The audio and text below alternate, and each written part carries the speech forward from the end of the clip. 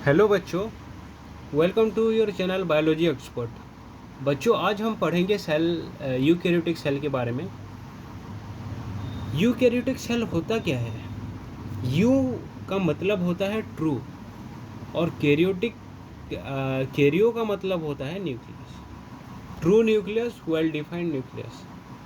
True nucleus जो हम कह सकते हैं, और इसको हम कह सकते हैं वेल डिफाइंड न्यूक्लियस भी कह सकते हैं। इसके अंदर मेम्ब्रेन बाउंड ऑर्गेनेल्स प्रेजेंट रहते हैं। ओके, ये देखिए, ये एक सेल का स्ट्रक्चर है।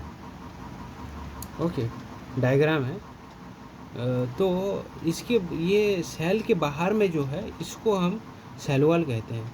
ये देखिए, इसको हम सेल वॉल कहते हैं। Now come to the cell wall section. Cell wall क्या होता है? सेल वॉल का फंक्शन होता है structural support and maintaining cell shape. ये स्ट्रक्चरल सपोर्ट प्रोवाइड करता है सेल को, सेल शेप को मेंटेन करने में हेल्प करता है, defence from pathogen and prevent bursting से प्रिवेंट करता है। Cell wall present in some eukaryotes में पाए जाते हैं सेल वॉल। जैसे कि सेल वॉल किस प्लांट सेल में कैसे बना होता है? सेल्यूलोज, हेमीसेल्यूलोज और पेक्टिन से बना हुआ रहता है इसका सेल वॉल, प्लांट सेल का सेल वॉल। और फंगी का सेल वॉल काइटिन से बना हुआ रहता है। एल्गी का सेल्यूलोज एंड अदर पॉलीसेकेराइड से बना हुआ रहता है। वेयरएस बैक्टीरिया का पेप्टिडोग्लाइकन। ये याद रखना अच्छे से। Okay, cell membrane. Now come to the cell membrane. Cell membrane को हम प्लाज्मा मेम्ब्रेन भी कहते हैं। क्यों प्लाज्मा मेम्ब्रेन कहते हैं? क्योंकि ये सिलेक्टिव बैरियर रहता है, मतलब सिलेक्टिवली परमेबल मेम्ब्रेन रहता है। It's control transport of molecules in and out of the cell. Okay, transport करता है मॉलिक्यूल्स, अंदर बाहर करता है। ये सिलेक्टिवली परमेबल मेम्ब्रेन रहता है। ये it is made up of lipid, protein and carbohydrates.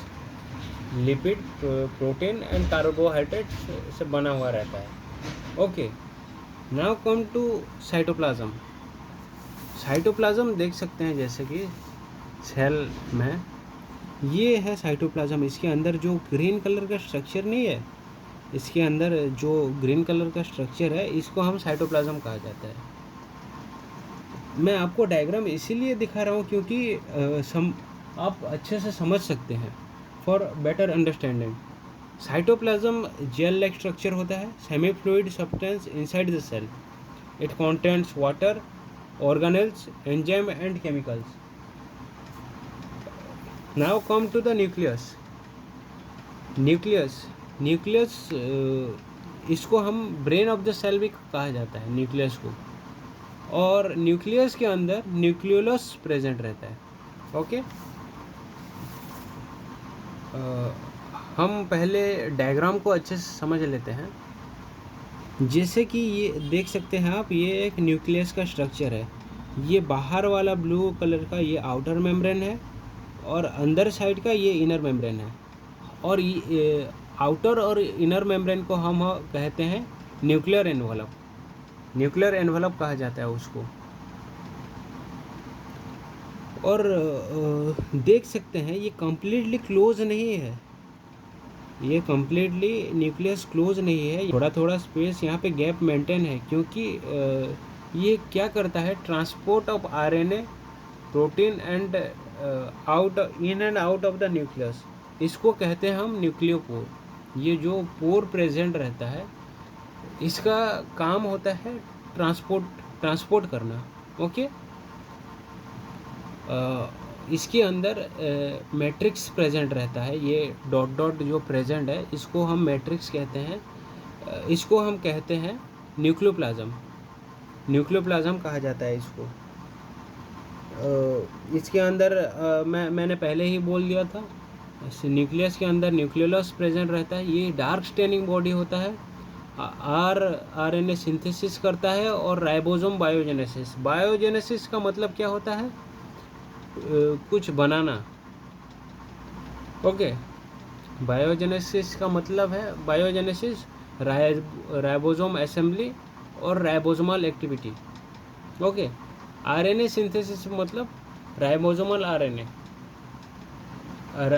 RNA का सिंथेसिस करना, आरएनए बनाना। ओके, नाउ कम टू, यहाँ पे आप देख सकते हैं ये नेट लाइक स्ट्रक्चर प्रेजेंट है, धागा थ्रेड लाइक स्ट्रक्चर चारों तरफ देख सकते हैं। इसको हम कहते हैं न्यूक्लियर लेमेला। इसका काम क्या होता है? ये न्यूक्लियस को सपोर्ट करता है, लेमिना प्रोटीन से बना हुआ रहता है। इसके अंदर क्रोमाटिन प्रेजेंट रहता है, ये थ्रेड लाइक स्ट्रक्चर। ये क्या करता है? जेनेटिक मटेरियल कंटेंट करता है, लीनियर मल्टीपल क्रोमोसोम्स, डीएनए। ये क्रोमाटिन कैसे रहता है? डीएनए और प्रोटीन से बना हुआ रहता है।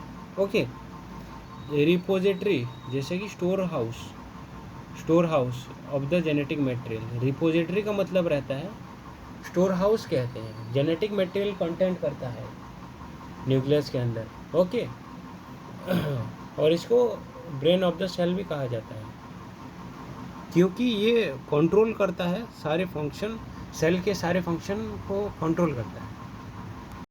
जैसे कि आप सब देख सकते हैं माइटोकॉन्ड्रियन, ये होता है mitochondrion. Mitochondrion is A double membrane structure. इसका 2 मेम्ब्रेन रहता है।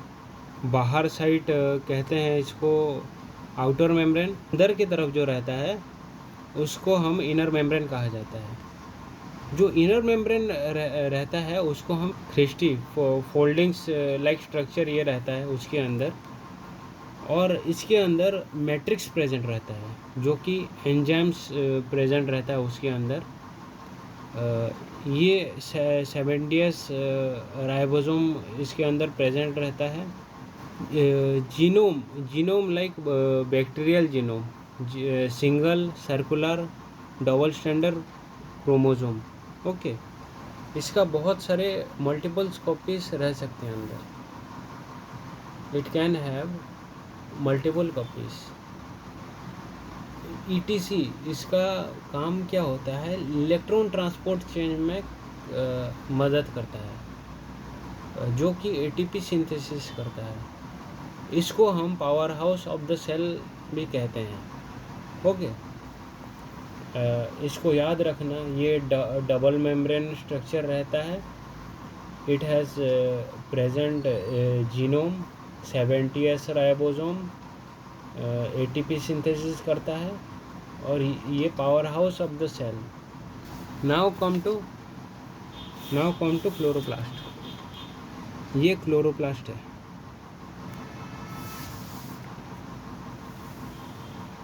क्लोरोप्लास्ट किस में प्रेजेंट होता है? Only present in plant cell. Chloroplast only present in plant cell. Okay, इसका काम क्या होता है? फोटोसिंथेसिस में काम करता है, और इसको हम किचन ऑफ द सेल भी कहते हैं। हम स्ट्रक्चर को थोड़ा डिफाइन करते हैं। ये देखिए आउटर मेम्ब्रेन है, ये अंदर का साइड इनर मेम्ब्रेन है। ओके, 70s राइबोसोम प्रेजेंट रहता है, जीनोम प्रेजेंट रहता है बैक्टीरिया की तरह, और इसमें जो ये होता है ये स्ट्रोमा होता है। ओके, ये देखिए ये स्ट्रक्चर गोल गोल स्ट्रक्चर प्रेजेंट है, इसको हम थैलाकॉइड कहते हैं। ये फोटोसिंथेसिस का यूनिट होता है। ओके, और इसको हम मतलब बहुत सारे थैलाकॉइड को मिला के हम ग्राना कहते हैं, और जो जॉइंट रहता है उसको हम कहते हैं stroma lamella. Now come to the vacuole. आप देख सकते हैं सेल के अंदर ये वैक्यूल प्रेजेंट रहता है। इसका काम क्या होता है? वैक्यूल का काम होता है वाटर स्टोरेज, आयंस और एक्सक्रिएटरी प्रोडक्ट्स। इसका काम होता है वाटर का स्टोरेज, आयंस का स्टोरेज करना है, और एक्सक्रिएटरी प्रोडक्ट्स को स्टोर करना, वैक्यूल का काम वही होता है। Okay, now come to ribosome. Ribosome ribosome देखिए प्रेजेंट है सेल के अंदर।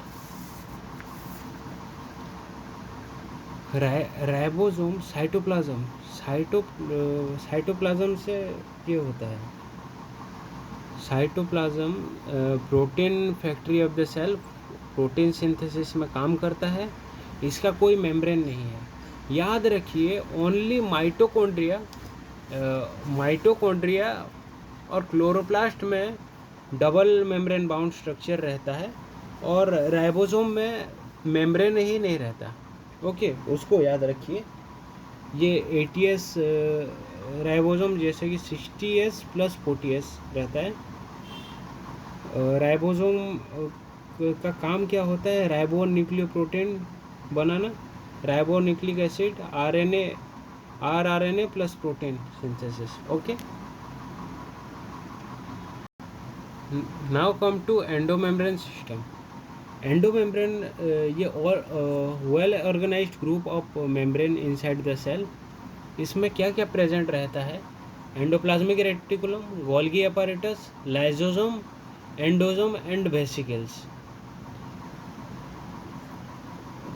एंडोप्लाज्मिक रेटिकुलम दो प्रकार के होते हैं, स्मूथ ईयर एंड ड्रॉप ईयर। ओके, और ये वेसिकल्स जो प्रेजेंट रहते हैं ये structure for transport of protein and lipid. ये देखिए डायग्राम पे, ये एक न्यूक्लियस है। न्यूक्लियस को ये रॉप एंडोप्लाज्मिक रेटिकुलम है और ये जो रहता है ये स्मूथ एंडोप्लाज्मिक रेटिकुलम रहता है। आपको डायग्राम इसीलिए मैं दिखा रहा हूँ क्योंकि आप अच्छे से समझ सकते हैं, विजुअलाइज कर सकते हैं, तो इसीलिए मैं आपको डायग्राम दिखा रहा हूँ। ओके, ये न्यूक्लियस है। न्यूक्लियस से कनेक्ट रहता है ये रॉप एंडोप्लाज्मिक रेटिकुलम। ओके, इसके अंदर ये इसके यहाँ पे ये राइबोसोम प्रेजेंट रहते हैं। ये अटैच टू पेरीन्यूक्लियर स्पेस। जैसे कि आपको बोला था मैं, न्यूक्लियस पूरा फुल्ली क्लोज्ड नहीं रहता, यहाँ पे थोड़ा थोड़ा पोर लाइक स्ट्रक्चर प्रेजेंट रहता है। ओके, ये एंडोप्लाज्मिक रेटिकुलम कनेक्ट रहता है न्यूक्लियस से। Rough endoplasmic reticulum membrane associate with nuclear outer membrane protein synthesis. जैसे कि रॉप एंडोप्लाज्मिक रेटिकुलम है तो इसके अंदर सब्सटेंस प्रेजेंट रहता है। ये सब्सटेंस है, इसको हम कहते हैं ल्यूमेन कहा जाता है इसको। और ये जो न्यूक्लियर आउटर मेम्ब्रेन ये स्मूथ एंडोप्लाज्मिक रेटिकुलम रहता है for lipid synthesis, calcium storage, detoxification. Okay, now come to Golgi apparatus। Golgi apparatus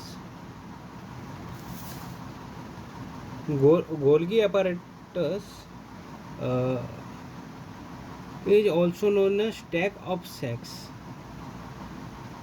stack of sack का मतलब क्या होता है? स्टैक का मतलब बैग लाइक स्ट्रक्चर रहता है और स्टैक का मतलब क्या रहता है? ये group of one another, group होके रहते हैं।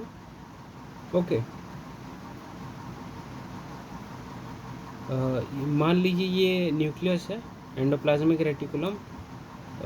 यहाँ पे 3 तरह के होते हैं, cis Golgi, medial Golgi, trans Golgi. तो ये सिस गोल्गी जो होता है ये फॉर्मिंग फेस है, कॉन्वेक्स शेप रहता है, receive protein from endoplasmic reticulum. और मेडियल वाला जो रहता है प्रोटीन मॉडिफिकेशन में काम होता है।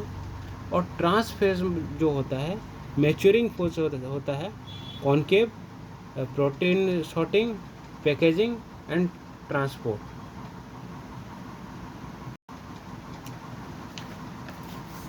Now come to lysosome.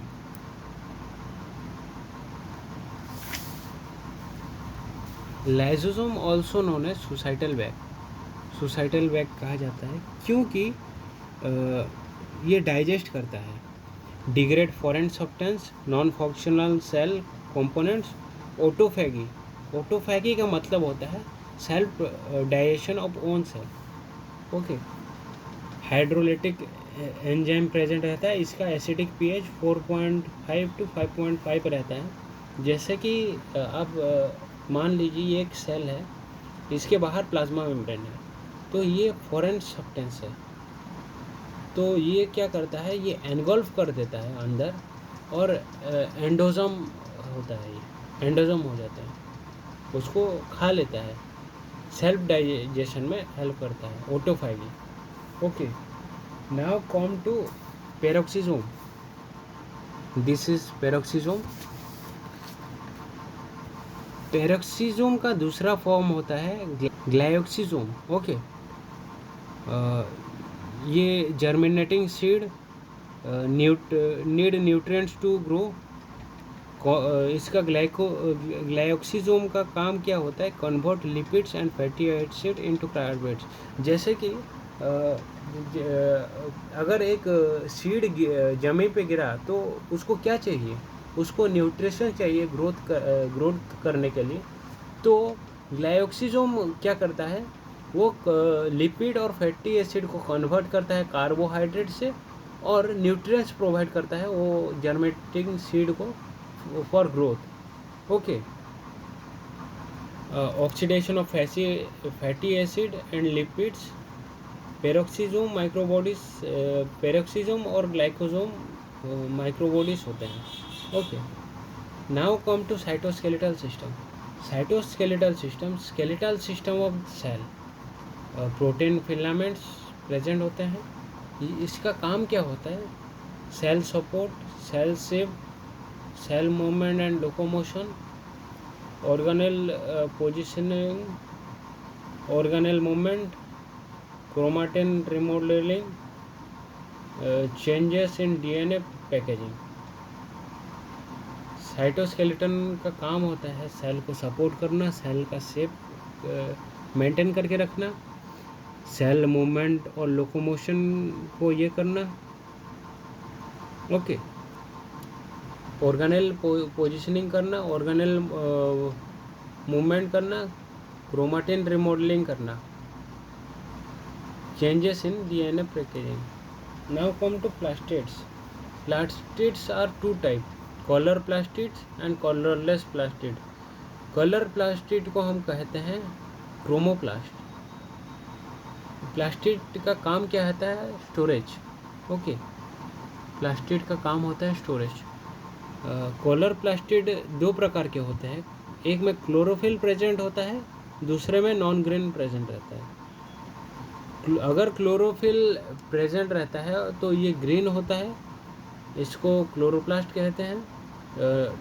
Non green रहता है, इसको ज़ांथोफिल कहते हैं, कैरोटीन पिगमेंटेड। ओके, अगर कलरलेस प्लास्टिड प्रेजेंट रहता है तो ये तीन प्रकार के रहते हैं, elaioplast, amyloplast and यूरोप्लास्ट।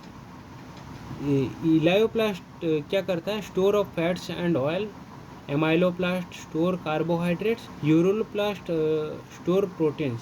Okay, colourless plastid को हम लिक्विड प्लास्ट भी कहा जाता है। Now come to centrosome. Centrosome present in animal cell. Centrosome only present in animal cell. इसका कोई मेम्ब्रेन नहीं होता, ये देखिए सेंट्रियोल, इसका मेम्ब्रेन नहीं होता, स्पिंडल फाइबर प्रेजेंट रहता है जो कि हेल्प करता है सेल डिवीजन में। Okay, flagella, flagella and cilia. Flagella क्या रहता है, फ्लाजेला हेयर लाइक स्ट्रक्चर होता है, सेल मूवमेंट में काम देता है, और cilia is help for attachment.